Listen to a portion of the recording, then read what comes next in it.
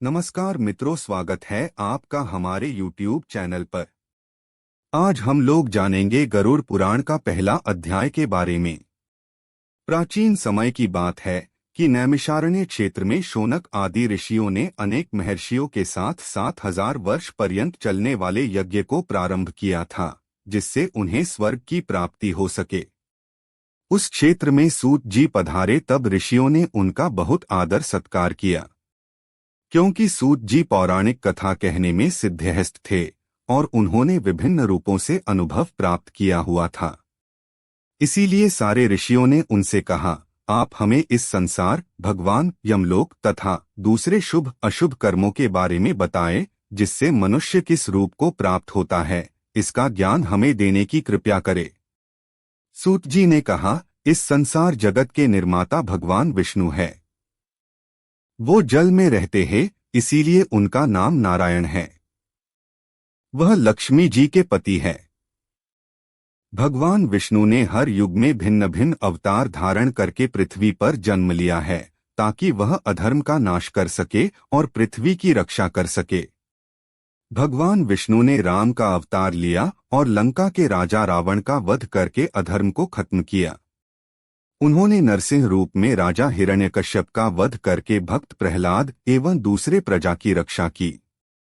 भगवान विष्णु ने वराह रूप में भी अवतार लिया ताकि पृथ्वी का उद्धार कर सके और फिर मत्स्य रूप में अवतार लिया। वेदव्यास जी भगवान विष्णु के ही अंश है।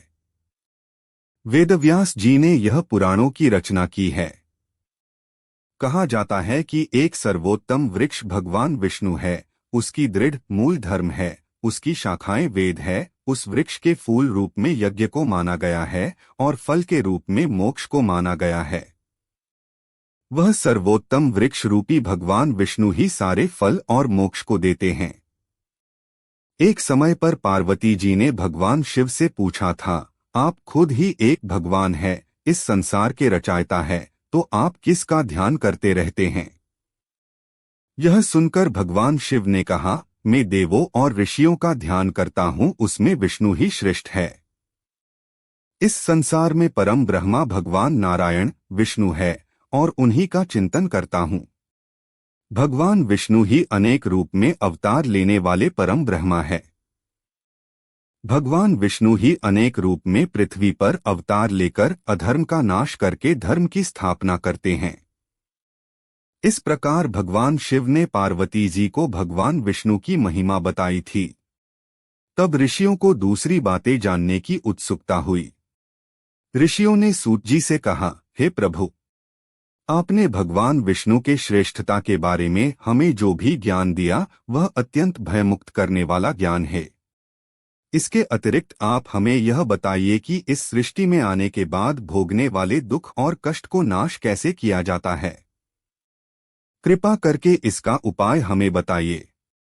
आपके पास इस लोक एवं परलोक के दुखों का निवारण करने का ज्ञान है। हम यह जानना चाहते ही है कि यमराज के मार्ग तक पहुंचने में मनुष्य को किस प्रकार की मुसीबतों का सामना करना पड़ता है। सूत जी ने कहा, एक समय पर गरुड़ जी ने भी ऐसा प्रश्न भगवान विष्णु से किए थे। उस समय भगवान ने जो भी ज्ञान दिया था वह ज्ञान मैं आप लोगों को दूंगा। यम का मार्ग बहुत कष्ट वाला है, किंतु आप अगर अपने कल्याण के लिए यह जानना चाहते हैं तो मैं आप लोगों को इसके बारे में बताता हूँ।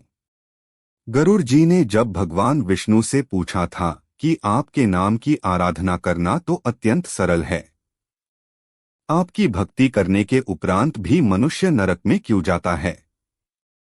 आपकी भक्ति के भिन्न भिन्न मार्ग और गतियां हैं, फिर भी मनुष्य जब आपकी भक्ति से वंचित रह जाता है तो उसे यह दुर्गम मार्ग कैसे मिलता है और इसके कष्ट क्या हो सकते हैं? पाप करने वाले पापियों की किस प्रकार दुर्गति होती है और किस रूप में उनको नरक मिलता है? आप मुझे कृपा करके बताएं। ऐसे पूछने पर भगवान विष्णु ने गरुड़ जी को कहा, हे गरुड़, मैं तुम्हें यम के मार्ग का ज्ञान देता हूँ। इसी मार्ग से पापी लोग यमलोक को प्राप्त करते हैं। इसका वर्णन अत्यंत भयानक है। जो मनुष्य उग्र स्वभाव के होते हैं, धन और मर्यादा का ज्ञान जिसमें नहीं है, जिनको संसार में मोहमाया है, वो मनुष्य अपवित्र होते हैं और वही नरकलोक में जाते हैं। दानवीर मनुष्य मोक्ष को प्राप्त करते हैं और पापी लोग कष्टपूर्वक यम की पीड़ा भोगते हुए नरक में जाते हैं। दुष्ट और पापी लोगों को इस संसार में किस प्रकार के दुख मिलते हैं, उनकी मृत्यु किस प्रकार होती है, उसका ज्ञान मैं तुम्हें देता हूँ। इस संसार में जब मनुष्य जन्म लेता ही है, तब वह अपने पूर्व जन्म के कर्मों के हिसाब से इस जन्म में शुभ अशुभ फल भोगता है।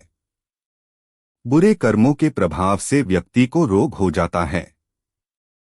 परेशानियां और रोग से पीड़ित वह व्यक्ति निराश हो जाता है।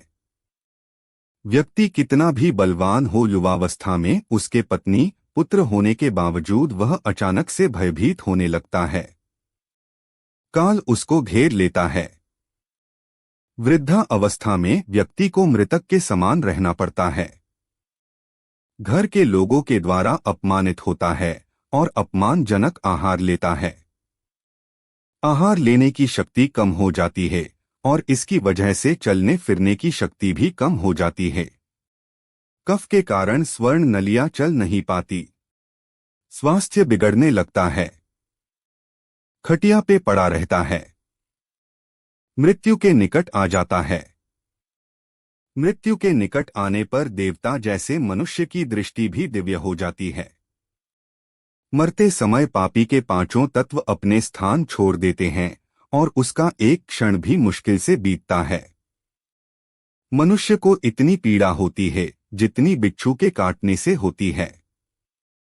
यमदूतों के भय से उसके मुंह से जाग और लार गिरने लगती है।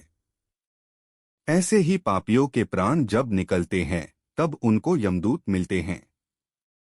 यमदूत के लाल नेत्र होते हैं और मुख भयानक होता है। उस समय यमदूत अत्यंत क्रोधित होते हैं और उनके हाथ में पाश और दंड होता है और वह दांत को पिसते हैं। उनके मुख काले और नख विशाल होते हैं। उनको देखकर प्राणी भयभीत होकर मलमूत्र का त्याग करने लगता है। ऐसी अवस्था में जीव शरीर से निकल जाता ही है और मोह में अपने घर को देखता है और उसी समय यमदूत उसे पकड़ लेते हैं। यमदूत उसे गले में रस्सी बांधकर ऐसे ले जाते हैं जैसे गुनहगार को सिपाही राजा के पास ले जाते हैं। वे यमदूत मनुष्य को मार्ग में नर्क के भयानक दुख और तकलीफों के बारे में बताते हैं और धमकियां भी देते हैं। यमदूतों की ऐसी कठोर वाणी को सुनता है और तड़पता है। भय से तड़पता वह मनुष्य अपने पापों को याद करते हुए उस मार्ग से जाता है। कुत्ते मार्ग में उसे काटते हैं। उस मार्ग में उसे खाने को खाना और पानी नहीं मिलता। सूर्य की तेज गर्मी में चलना पड़ता है। यमदूत उसे मार्ग में कूड़े से मारता है और घसीट कर ले जाते हैं। इस प्रकार अत्यंत पीड़ा सहकर वह अंधकारमय यमलोक में पहुंच जाता है। वहां उसे उसके पापों का फल मिलता है। यमराज उसे घोर नरक की यातना देकर फिर से मनुष्य लोक में भेजते हैं।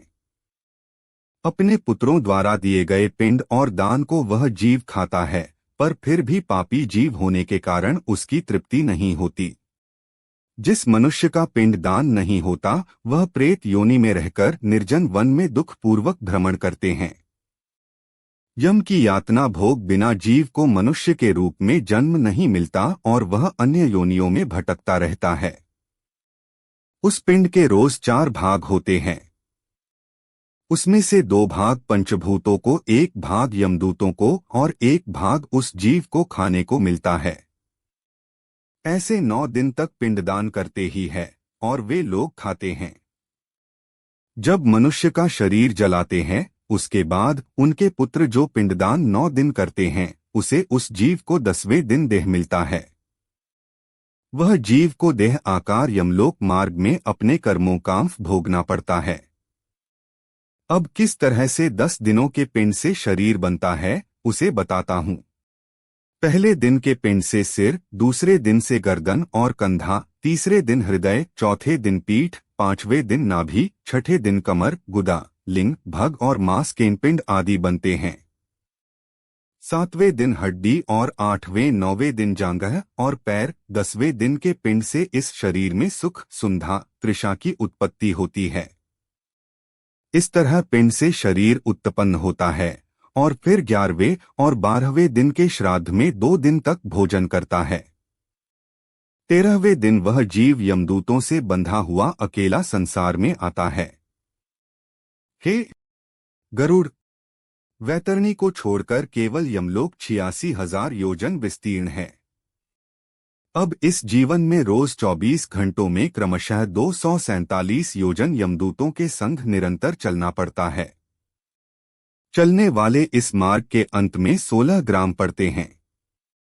उनको पार करके धर्मराज के नगर में वो पापी जीव पहुंच पाता है। उन सब नगर के नाम कुछ इस प्रकार है: सौम्यपुल, सौरीपुर, नगेंद्र भवन, गंधर्व, शैलागम, क्रौंच, क्रूरपुर, विचित्र भवन, दूं, खद, नानकरंदपुर, सुतप्त भवन, रौद्र नगर, पयोवर्षण, शितध्य, बहुभिति के नाम से जाने जाते हैं। इसके बाद यमपुर है। यमलोक में जाने वाला मनुष्य अत्यंत पीड़ा भोगता है और अपने कर्मों को याद करते हुए पीड़ित होता रहता है।